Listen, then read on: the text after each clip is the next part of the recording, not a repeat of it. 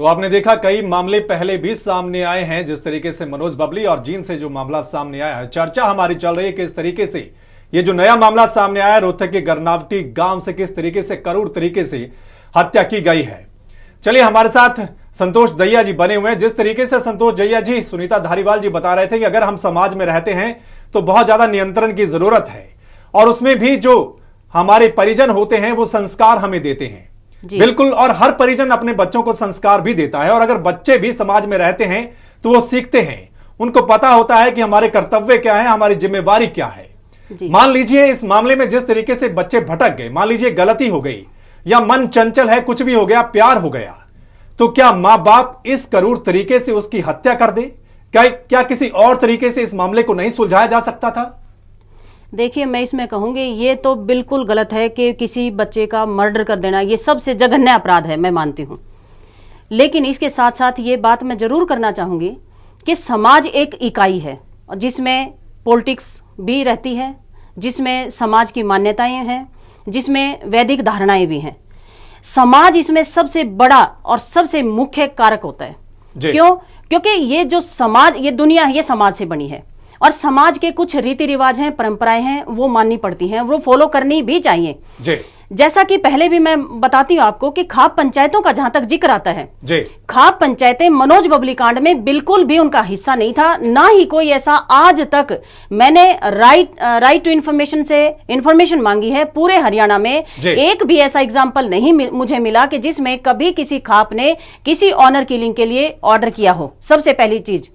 Number 2, जब समाज एक इकाई है और समाज में लोगों को साथ लेके चलने की जब बात आती है तो हमें कुछ परंपराएं, कुछ रीति रिवाज, कुछ मान्यताओं को मानना ही पड़ता है। तभी समाज में भाईचारा रहेगा, एकजुटता रहेगी, एक दूसरे के दुख सुख में हम साझीदार रहेंगे। मैं मानती हूं शादी करना व्यक्ति का मूल संवैधानिक अधिकार है, लेकिन राइट टू लिबर्टी एक ऐसा कानून है जो ये कहता है कि समाज के हक में या उनका अगर कहीं समाज का अहित होता है तो उसके ऊपर अंकुश लगाया जा सकता है।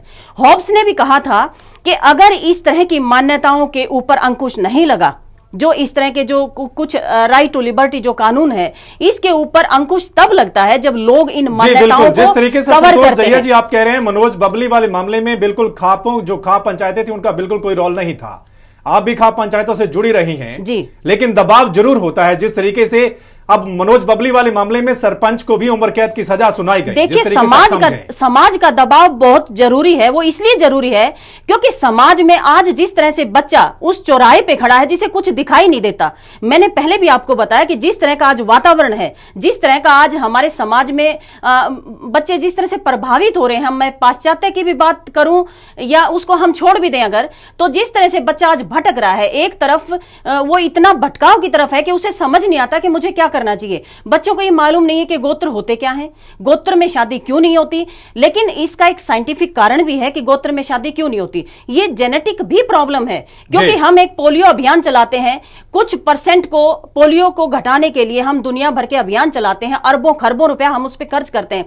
तो जो जेनेटिक्स प्रॉब्लम है उनको रोकने के लिए एक गोत्र में शादी क्यों?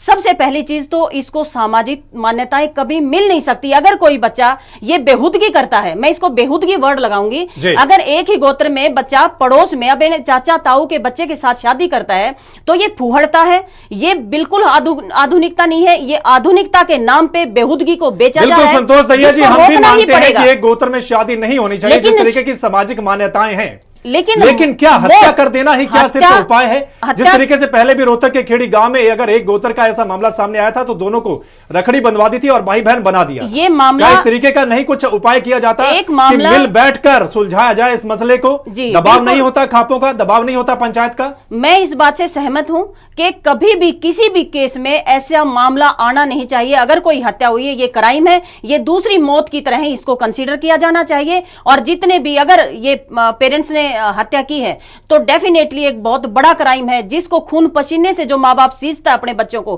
पालने पोसने के लिए, अपने पेट को काटता है, उस बच्चे की हत्या वो किन परिस्थितियों में करते हैं इसको समझने की सख्त आवश्यकता है। क्योंकि ऐसी परिस्थितियां जो पैदा होती हैं, जिस बच्चे के लिए माँ बाप अपनी जान दे सकता, उस बच्चे को वो मारने तक चलता है, तो इस लोगों की मेंटलिटी को समझना पड़ेगा। ऐसा मौका क्यों आता है? ऐसी परिस्थितियां क्यों बनती हैं, उनको रोकने के लिए कारगर उपाय करने पड़ेंगे। और ये समाज को, और ये केवल उस समाज की केवल ड्यूटी नहीं है, ये पत्रकारों की भी ड्यूटी है, ये मीडिया की भी ड्यूटी है। ये जो ऐसी फिल्में बनती हैं, जो एक एक लड़की के साथ पहले बलात्कार दिखाया जाता था, आज वो आम बलात्कार होने लगा है। बिल्कुल, सभी सारे समाज की ये ड्यूटी बनती है। लेकिन अगर उस मां बाप ने संस्कार दिए हैं, उसके बावजूद भी अगर बच्चा ऐसा कदम उठाता है तो कहीं ना कहीं संस्कारों में भी कमी रही होगी। बिल्कुल, अदरवाइज वो बच्चा ऐसा कदम नहीं उठाएगा। दूसरे बहुत फिर सारे बेहुदगी क्यों कहा जाए? अगर ऐसा कदम उठा लिया है, प्यार किया है, तो इसको बेहुदगी क्यों कहेंगे आप? नहीं, देखिए, बहन भाई में प्यार नहीं होता। मैं आपको एक एग्जांपल बताऊंगी। मैं ट्रेन में सफर करी थी, किसी लड़के ने कहा कि आजकल, मैं सोच बता रही हूं लोगों की क्या हो गई है। एक लड़के ने कहा, अरे ये क्या तरीका है, हम अपनी लड़की को, अपनी बहन को अच्छे संस्कार देके, अच्छी एजुकेशन देके दूसरे को सौंप देते हैं, और दूसरे की लड़की को हम अपने घर में ले आते हैं। उसकी क्या एजुकेशन है, उसके क्या संस्कार, मतलब इसका मतलब क्या हुआ कि वो चाहता है अपनी बहन को अपने ही घर में रख ले। ये क्या तरीका है समाज में? मान्यता, मैं मानती हूं समाज में जो मर्डर है वो किसी सूरत में मान्य नहीं है, ये मैं 100% कंडम करती हूं। और मैं समाज को ये एक मैसेज भी देना चाहती हूं कि इस तरह के क्राइम से कभी भी इस चीज को रोका नहीं जा सकता। केवल संस्कारों के बल पे, उनको एजुकेशन के बल पे, उनको वक्त दे, पेरेंट्स अपने बच्चों को संस्कार दें, वक्त दें, तब उनको रोका जा सकता है, उनको समझाया जा सकता है कि ये शादी क्यों नहीं हो सकती। लेकिन मौत इसका कोई उपाय नहीं है। जी, सुनीता धारीवाल जी हमारे साथ बने हुए हैं। सुनीता जी, मान लीजिए इस तरीके का कोई मामला सामने आता है, अगर एक ही गोत्र के लड़का और लड़की आपस में प्रेम करते हैं जी, उसका नतीजा जो हम देखते हैं किस तरीके से उनको मार दिया जाता है। इसके अलावा जिस तरीके से अगर आप बात कर रहे थे, आप भी बता रहे थे, क्या कोई और उपाय नहीं है? क्या मिल बैठकर इस मामले को नहीं सुलझाया जा सकता? पंचायत में लड़की के परिजन, लड़के के परिजनों को बुलाया जाए कि हम एक ही गोत्र में, इस तरीके का ये ठीक नहीं है, क्या मिल बैठकर नहीं सुलझाया जा सकता ऐसा मसला? जी सर मित्र, ये आप बिल्कुल ठीक कह रहे हैं। ये सबसे पहले तो ये बहुत बुरी बात है कि बच्चों की हत्या कर दी गई है। अगर बच्चों ने ऐसा गलत कदम उठाया है तो उसके उतने ही भागीदार, उससे जिम्मेदार हम भी हैं, क्योंकि हम माँ बाप होने के नाते और हम समाज होने के नाते अपना जो अभी नए बच्चे हमारी समाज में जुड़े हैं और मतलब इस समाज में वो अहम हिस्सा बनने वाले हैं, अभी युवा हो गए हैं, हमारी जगह वो लेने वाले हैं, इसका मतलब है कि हमने कहीं ना कहीं उनको अपने संस्कार उनके अंदर रोपित नहीं किए हैं, हम उनके अंदर अपने आप को, अपनी मान्यताओं को स्थापित नहीं किए गए।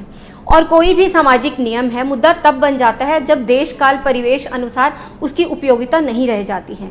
और यदि आज के बच्चे इस तरीके की चीज़ें कर रहे हैं या हो रहा है तो उसमें कहीं ना कहीं हम भी दोषी हैं। मारना तो बिल्कुल भी ठीक नहीं होता। जहाँ तक बात है कि सामाजिक दबाव, अब माँ बाप, सरोज बहन ये कह रही थी कि माँ बाप जो इतने सालों तक बच्चों को युवा करते हैं, उनको पालते हैं, तो उनके हाथ नहीं कांपते कि जब वो बच्चे को मारने लगते हैं। तो उसको अगर इसके पीछे मैं झांक कर देखना चाहूँ तो मैं ये कहना चाहती हूँ कि सामाजिक दबाव जो है वो बहुत बड़ा रोल इसमें प्ले करता है। सामाजिक दबाव का मतलब ये नहीं होता कि घर आके कोई उनको दबाने लग जाता है। सामाजिक दबाव का होता मतलब कि ऐसा माहौल चारों तरफ क्रिएट कर देना कि अगर किसी के बच्चों ने ऐसे गलती की, जैसे मैं एक केस बताती हूँ, उससे आपको थोड़ा और क्लियर हो जाएगा। अभी हमारे हरियाणा के सीमावर्ती गांव का एक किस्सा था, 1-2 साल पहले का, जिसमें लड़का लड़की इसी तरह से हुए। तो ये निकाला गया कि इनको मारने से क्या फायदा, गलती तो कर ही है, इनको बहिष्कार कर दिया जाए और गांव से निकाल दिया जाए। तो उन्होंने गांव से निकाल दिया और गांव से वो बच्चे चले गए, अपना जीवन बिता रहे थे, कहीं अच्छी तरीके से बैंगलोर कहीं नौकरी कर रहे थे। 4 साल के बाद लड़की के घर वाले उस लड़की को बुलाते हैं प्यार से कि आइए, हम मान गए हैं और हम दोनों को स्वीकार करते हैं, बुला लिया। और लड़की जब घर आई तो उन्होंने लड़की को मार दिया और लड़के को वहां जहां वो नौकरी करता था वहीं जाकर के मार कर आए। और लड़के का ये कहना था कि आज मैं अपने आप को बहुत आराम महसूस कर रहा हूँ, क्योंकि 4 साल से मेरे गाँव में, मेरे इलाके में लोगों ने हमारे घर के एक एक सदस्य का घर से निकलना बंद कर दिया। इतनी गाली गलौज कि इनकी लड़की भाग गई, ये रे वो देखो, इनकी शक्लें देखो। मतलब गली में आते जाते उनको इतना समाज ने टॉर्चर किया कि उनको ये लगा जी, बिल्कुल सुनीता धारीवाल जी, बिल्कुल दबाव जरूर रहता है इस मामले में। इस तरीके का कोई भी मामला अगर सामने आता है तो प्रेशर रहता है जी, वरना कोई माँ बाप अपने बच्चे की हत्या नहीं करता। चर्चा हमारी जारी रहेगी, लेकिन फिलहाल वक्त तो चला एक छोटे से ब्रेक का। जल्द हाजिर होते हैं।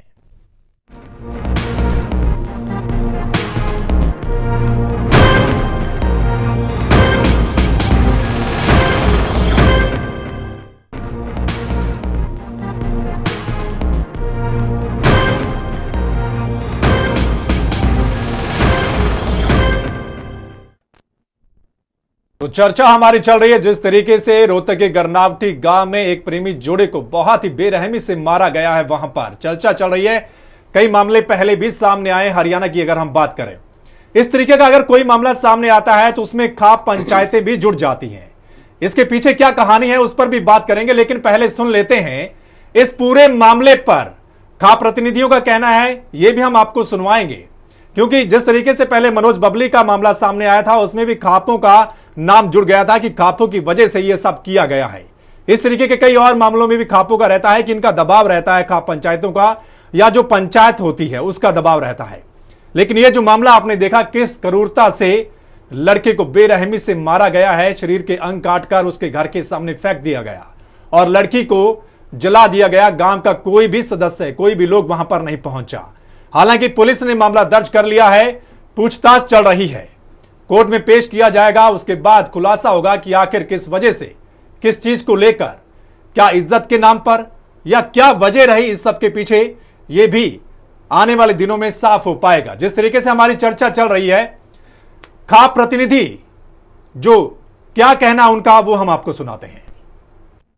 प्रतिबंध लगाने का एक ही तरीका है कि एक तो हिंदू मैरिज एक्ट में अमेंडमेंट किया जाए कि भी सम गोत्र में, सम ब्लड में, सम गांव में जो लोग नहीं चाहते, जो हजारों साल की हमारी संस्कृति है और जो साइंटिफिक भी है कि भी ये इस तरह का रिश्ता, इस तरह की शादी नहीं हो सकती, वो एक तो इसमें अमेंडमेंट हो जाए। ये जो रोजमर्रा की जो ऑनर किलिंग हो रहे हैं उसके लिए तमाम समाज चिंतित है और ऐसी घटनाएं की हम निंदा करते हैं। लेकिन इसके विषय में मैं ये कहना चाहूँगा, केवल अकेले कानून से आज तक दुनिया कोई अपराध नहीं रुका जब तक समाज की सहभागिता उसके अंदर ना ली जाए।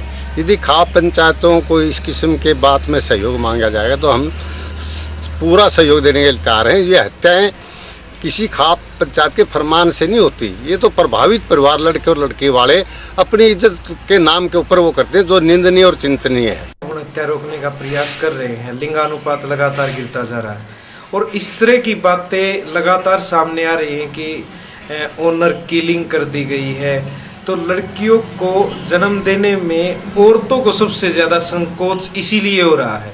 ये कारण अब खुल के सामने आ गए हैं कि इस तरह के मुद्दों को पेरेंट्स जो हैं अपने बच्चों से डिस्कस नहीं कर पा रहे हैं।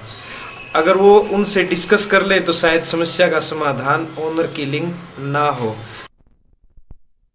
वो एक ही गोत्र की लड़कियों को, चाचे ताए की लड़कियों को भगाने लग गई और मैं गवर्नमेंट को भी इतना इसको उत्तरदायी मानता हूँ, क्योंकि ऐसे व्यक्तियों को जो गांव की लड़की को भगा के ले जाता है और व्यभिचार करता है तो उससे समाज में जो ताना बाना है वो टूटता है। और सरकार को ऐसे व्यक्तियों को जो एक ही गोत्र में, एक ही गांव की लड़कियों को भगा के ले जाते हैं, उनको शेल्टर हाउसेज में नहीं रखना चाहिए, उनके खिलाफ कानूनी कार्रवाई करनी चाहिए। इस तरह के मामलों में ऋचा तंवर, जो कि कुरुक्षेत्र यूनिवर्सिटी की महिला शोध केंद्र की अध्यक्ष हैं, उनका क्या कुछ कहना है ये भी सुन लेते हैं। बहुत दुख की बात है कि आज 21वीं सदी में जब हम सब चीज़ों से ऊपर उठकर हर तरह से हमारा प्रदेश, हमारा देश तरक्की कर रहा है, लेकिन जब सामाजिक विषयों की बात आती है, जब महिलाओं की बात आती है, जब उनके अधिकारों की बात आती है, जब एक ह्यूमन राइट्स, मानव अधिकारों की बात आती है, तो हम अभी भी इतने पिछड़े हुए हैं। और मुझे लगता है कि 15वीं सदी की जो सोच थी वो भी आज तक चल रही है। चलिए, प्रदेश के जो दूसरे लोग हैं, आम लोग हैं, उनका क्या कुछ कहना इन तरह के मामलों में वो भी सुनते हैं। जो लड़का लड़की को मारा है वो बिल्कुल गलत किया है। लड़के की बिल्कुल ही गर्दन अलग कर दी है, ऐसा करना नहीं चाहिए था। उन्होंने प्यार ही किया था, कोई गुनाह तो नहीं किया था। जो हमारी कानून बनाई गई है किसके लिए बनाई गई है, उनका कोई अधिकार नहीं है हम पर। हम जो करना चाहे कर सकते हैं। कोई प्यार किया था, कोई गुनाह नहीं किया था उन्होंने, जो इतनी बड़ी उनको सजा दिया। आए दिन इतने केसेस होते हैं, हमारी कानून है चुप करके हाथ पे हाथ धर के बैठी रहती है। मैं ये बताना चाहती हूँ कि जैसे लड़का लड़की ने सिर्फ प्यार ही किया था और वो दोनों अपने प्यार के लिए घर से भाग गए थे, तो जिस तरह से इस केस के लिए लड़की को जिंदा जला दिया गया और लड़के को बहुत दरिंदगी से मारा गया, तो ये बिल्कुल गलत है। ये बहुत ही दुर्भाग्यपूर्ण बात है हमारे देश के अंदर। एक तरफ तो खाप पंचायत है जो हरियाणा के अंदर रेप केस बढ़ रहे हैं। पूरी छूट है लड़कियों को सब कुछ करने की, बट थोड़ा सा अगर लड़का और लड़की अट्रैक्ट हो जाते हैं तो इसका मतलब ये नहीं कि उनकी जान ले जाए। ये बिल्कुल गलत है हमारी कंट्री में जो हो रहा है, हमें इसको सुधारना चाहिए। डिस्कस्टिंग आई थिंक, मतलब कैसे कर सकते हैं, माना कि भाई हो सकता है गलती हुई हो, बच्चों से भी गलती हो जाती है, बट इसका मतलब ये तो नहीं है कि आप ऐसे बेरहमी से उन्हें काट रहे हैं, मार रहे हैं। इस प्रकार की हत्या कर दे, ऑनर किलिंग कर दे, ये समाज पर एक कलंक और दब्बा है। इसके लिए कानून का सहारा लेना चाहिए था, समझा बुझा कर बात को निपटाना चाहिए था। कि भाई हरियाणा के अंदर ऑनर किलिंग सबसे ज्यादा होती है। जो ये ऑनर किलिंग हुई है, किसी को किसी की जान लेने की कोई भी वो नहीं है पावर, उसके लिए कानून बना हुआ है। उन्होंने कानून का कोई सहारा लेना था। और जो ये ऑनर किलिंग की है, 2 बच्चों की हत्या की, हम इसके भी विरुद्ध है। करनावटी गांव के अंदर जो घटना घटित हुई है, बहुत ही एक क्रूर हत्या हुई है 2 युवा बच्चों की। जिस तरह से हत्या हुई है, ये बहुत ही रोंगटे खड़े करने वाली एक हत्या है। सरकार को इनके खिलाफ कानूनी जो कार्रवाई बनती है कि जैसे पहले ये बहिष्कार करते हैं और उनके खिलाफ सख्त कार्रवाई करनी चाहिए। ये बहुत ही दुखद बात है कि आज़ादी के इतने सालों के बाद हमारे संविधान में जब 18 साल से ऊपर लड़की और 21 साल से ऊपर के लड़के को अपनी मर्जी से विवाह करने का अधिकार है, तो उस पर इस तरह की घटनाएं आज 21वीं सदी में बहुत निंदनीय है। और समाज को अपना समीक्षा करनी पड़ेगी कि आज भी इज्जत के नाम पर हमारे देश में हत्याएं हो रही हैं। घोर निंदा करते हैं कि इस तरह से युवा बच्चों की जो हत्याएं हो रही हैं, इस पे तुरंत कड़ी से कड़ी कार्रवाई हो। और अगर इस पे ऑनर किलिंग पे सख्त कानून बनता है तो आम जनता भी उनका सहयोग करेंगी। और जिन्होंने ये ऑनर किलिंग की है, अगर उनको फांसी की सजा मिले, शायद और लोगों को भी इससे अकल आ सके। और मैं यही अपील करती हूँ